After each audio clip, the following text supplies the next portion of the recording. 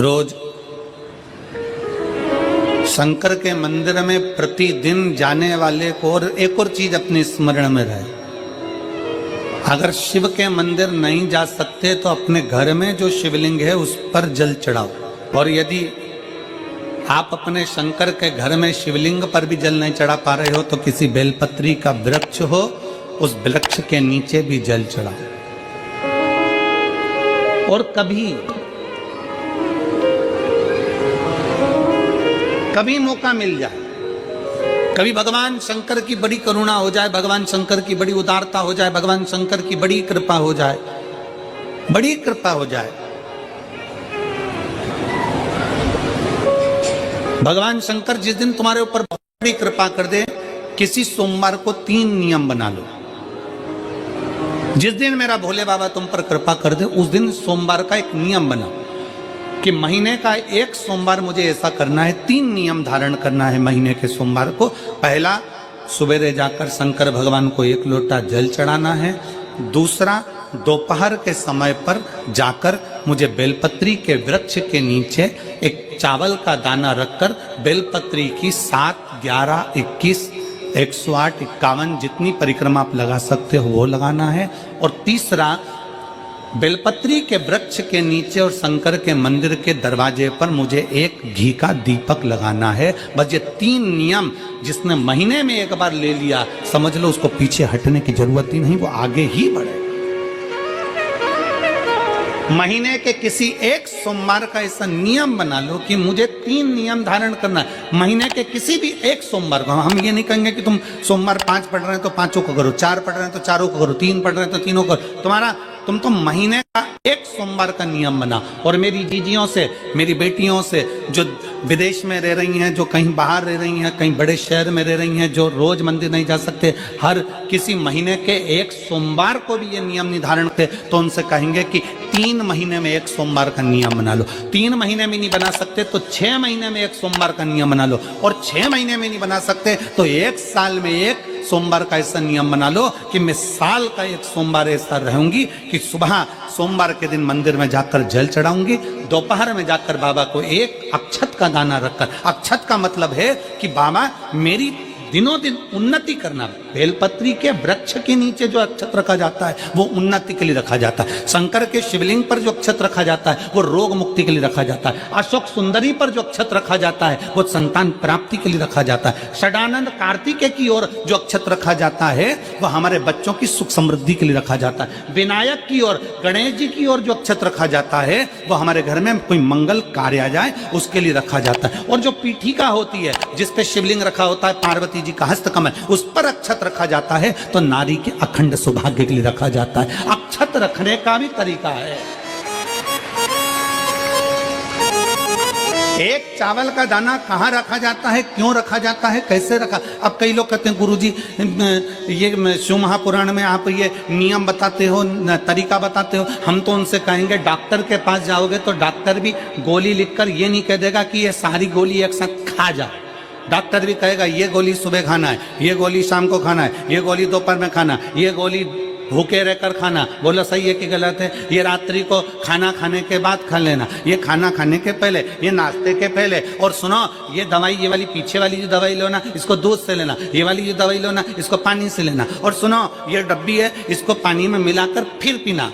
दवाई लेने का भी तरीका है, उसी तरह शिव महापुराण में एक एक अक्षत का भी तरीका है और एक एक बेलपत्री का भी तरीका है। अब मान लो कई लोग कहते हैं गुरुजी आप ये तरीका बताते हो शिव पुराण के माध्यम से, कई लोगों के मन में संशय जागता है, तो अगर हम एक साथ चावल चढ़ा दे तो उसका क्या तरीका है? तो हमारा निवेदन है डॉक्टर जो दवाई ले एक ही बार में निपटा जाए, एक ही बार में खा ले।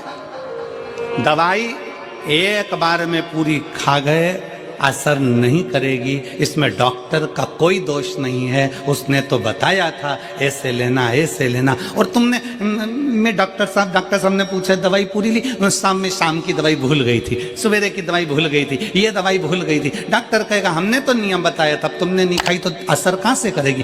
तुम असर कब करती है? जब हम पूजन के तरीके को जान जाएं, जब हम अर्चना के तरीके को जाएं।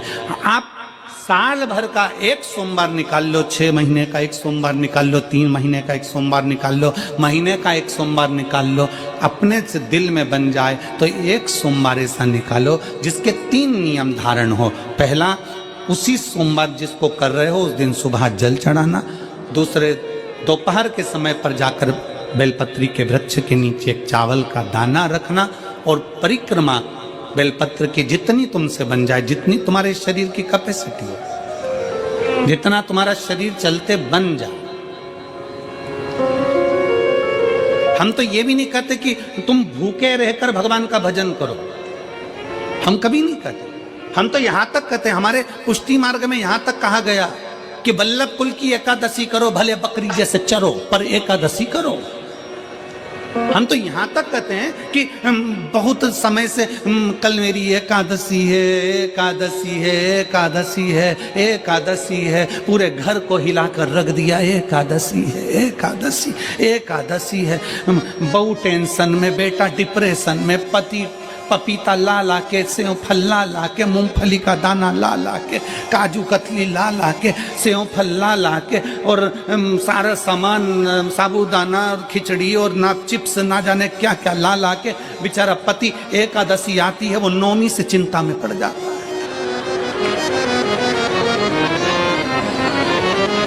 हम तो ये भी नहीं कहते कि तुम व्रत बहुत भारी करो, तुम व्रत उपास भी बहुत टेंशन वाला करो, ना ना ना।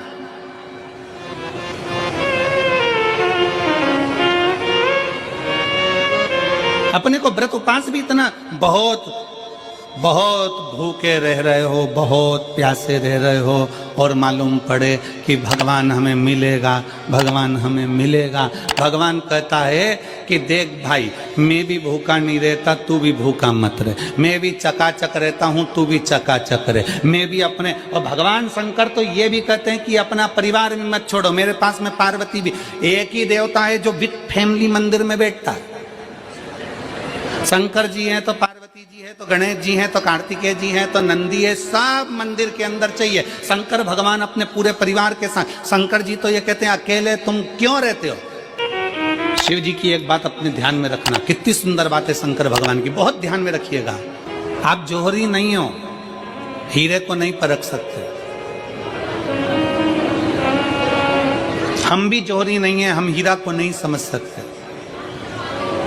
पर भगवान शंकर ने पृथ्वी पर जिसको जन्म दिया उसको जौहरी बनाकर पैदा किया है, उसको जौहरी बनाकर भेजा है कि आप भले हीरा को न समझो चलेगा, पर अपने नजदीक में कोई दुखी है तो उसकी पीड़ा को जरूर समझना। भगवान शंकर कहते हैं उसकी पीड़ा का स्मरण रखना।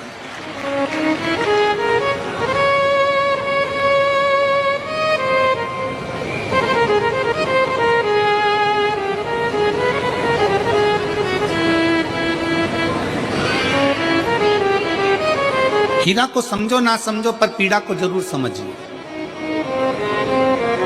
किसी के दर्द को जरूर समझिए, किसी के दुख को जरूर समझिए, किसी की तकलीफों को जरूर समझिए। पशुपतिनाथ का व्रत करते हो आप, 16 सोमवार का व्रत करते हो आप, संकट सोमवार का व्रत करते हो आप, शिवरात्रि का व्रत करते हो, सोमवार की अष्टमी का व्रत करते हो। उन व्रतों में सारे व्रत करो, मना नहीं है, पर उस व्रत में अपना पूर्ण समर्पण परमात्मा के प्रति रखो। केवल खाना छोड़ा है, अन्न छोड़ा है, भोजन छोड़ा है, और दिन में सुबह से लेकर शाम तक 2-3 बार तुमने कुछ ना कुछ पाया है, वो व्रत हो सकता आपकी दृष्टि में, पर हमारी दृष्टि में व्रत कौन सा है। महापुराण की कथा कहती है कि सवेरे आपका व्रत चालू हुआ, दूसरे दिन ब्रह्म मुहूर्त तक जो आपका व्रत आपने रखा है, भगवान का जो व्रत कर रहे हो, उस व्रत में एक बात अपने अंदर उतार कर रखो कि इस दिन मैं अपने मोबाइल का त्याग करती हूँ, पूरे दिन मैं मैसेज नहीं पढ़ूंगी, मैं देखूंगी नहीं, मैं अपशब्द नहीं कहूंगी, मैं जानूंगी।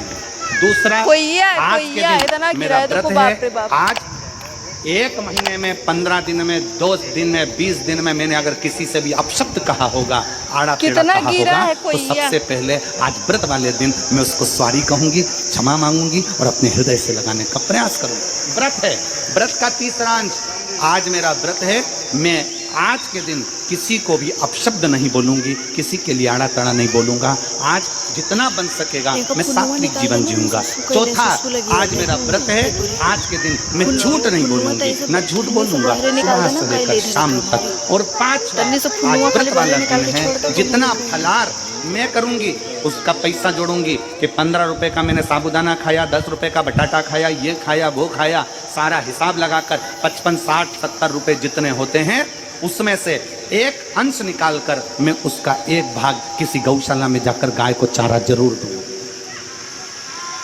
आपका व्रत, आपकी साधना, आपका तप, आपका बल, आप कैसा कर रहे हैं? केवल भूखे रहने पर भगवत पद की प्राप्ति नहीं होती।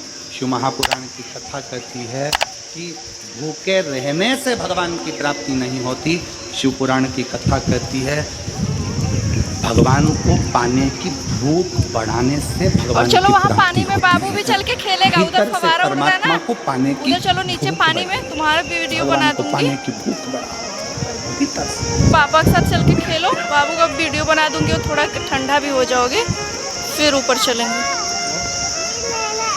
हाँ चलो लेना अच्छा था। अब वो पीछे ही छूट गया बेटा, यहाँ नहीं। मना नहीं तब करो, मना नहीं साधना करो, मना रेंट नहीं पे देते करो होंगे ना।